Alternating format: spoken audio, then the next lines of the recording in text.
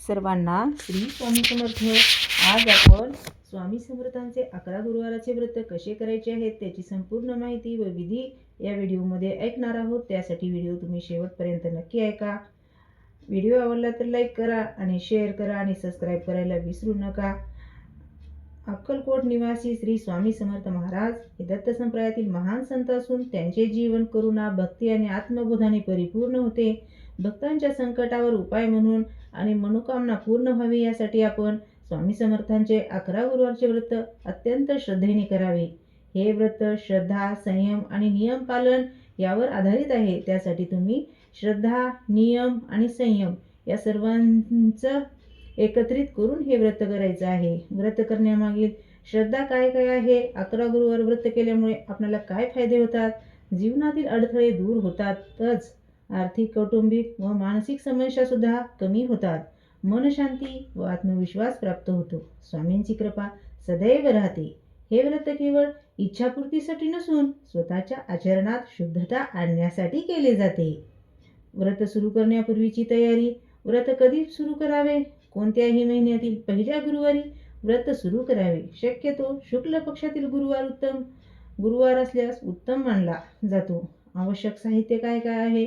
स्वामी समर्थांचा photo किंवा मूर्ती, पिवळे वस्त्र किंवा पिवळा कपडा, हळद, कुंकू, चंदन, धूप, दीप, कापूर, फुले, नैवेद्यामध्ये काय काय? गूळ, चणा, केळी, श्रीखंड, पुरणपोळी इत्यादी, पाणी व तांदूळ, स्वामी समर्थांचे चरित्र पुस्तक, इतके आपल्याला साहित्य पाहिजे आहे। आणि आता आपल्याला त्याचे नियम काय काय आहेत?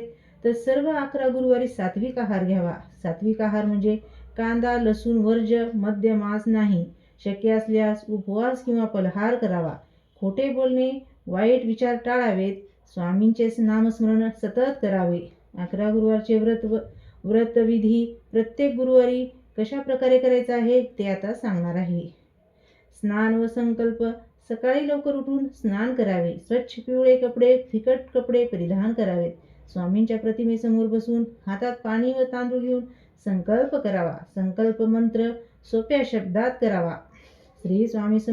अशा प्रकारचा संकल्प आहे: श्री स्वामी समर्थ महाराज माझ्या जीवनातील सर्व संकटे दूर करून मला सद्बुद्धी, आरोग्य व समाधान द्यावे। या भावनेने मी 11 गुरुवार व्रत करीत आहे। आता पूजाविधी कशा प्रकारे करायचा आहे? स्वामींच्या प्रतिमेला पाणी घालून किंवा दूध पंचामृताने अभिषेक करून हळद, कुंकू, चंदन लावावे, फुले अर्पण करावी, धूप दीप लावावा, मंत्र जप व नामस्मरण करावे।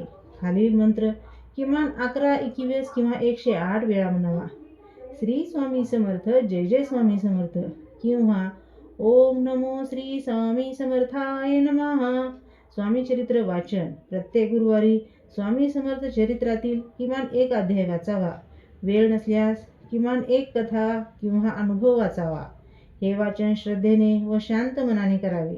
नैवेद्य काय काय आहे? गूळ, चणा किंवा पिवळ्या रंगाचा नैवेद्य अर्पण करावा। नैवेद्य अर्पण करताना मनोकामना मनात सांगावी, आरती करावी। शेवटी स्वामी समर्थांची आरती म्हणावी: जय देव जय देव, जय श्री स्वामी समर्था, दिगंबर अनंत तुम्ही। आरतीनंतर कापूर आरती सुद्धा करावी।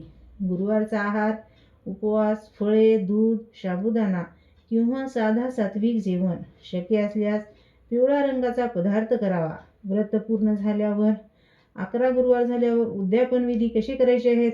स्वामींची विशेष पूजा करावी। गरजू व्यक्ती, ब्राह्मण किंवा सुवासिनी यांना अन्नदान, वस्त्रदान, दक्षिणा, गूळ, चणा किंवा प्रसाद वाटावा। व्रत मध्येच तोडू नये। आजारी असल्यास उपवासाऐवजी नियम पाळावेत। श्रद्धा सर्वात महत्त्वाची आहे, दिखावा अजिबात करू नका। स्वामी समर्थांचे 11 गुरुवार केल्याच्या नंतर हे केवळ धार्मिक विधी नसून आत्मशुद्धीचा मार्ग आहे। श्रद्धा, संयम आणि विश्वास ठेवून केलेले हे व्रत भक्ताच्या जीवनात सकारात्मक परिवर्तन घडवते।